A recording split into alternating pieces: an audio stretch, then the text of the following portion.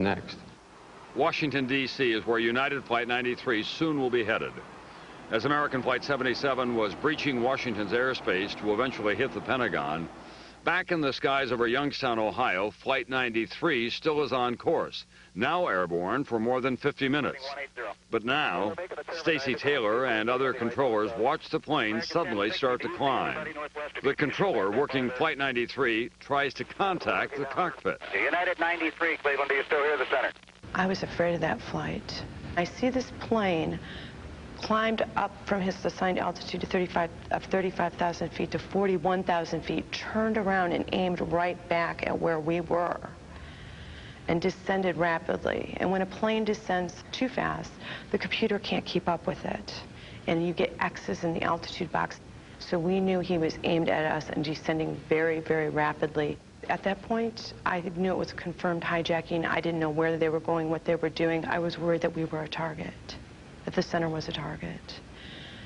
I remember looking at the ceiling and thinking, you know, here it comes. We have all shuddered at the thought of what must have been going on in the cockpits of those hijacked airliners. It turns out the Cleveland controller working United Flight 93 at the time, along with supervisors, actually heard the sounds of the struggle in the cockpit. I said, did you guys talk to him? He goes, yeah, we talked to him. I said, what did the pilot? He said, it wasn't the pilots. He said, it was the hijackers. I said, the hijackers? I said, are you telling me the hijackers were talking to you on the frequency? He said, the pilot opened up the mic before. He said, we heard it all. I said, what? He said, we heard them being killed.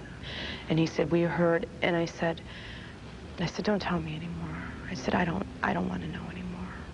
And as upsetting as this is, there is still more going on inside Cleveland Center. People, if you can get away from downtown, I would advise you to do so. A false alarm involving another Delta flight en route to Cleveland has officials ordering evacuations. They're evacuating the city of Cleveland.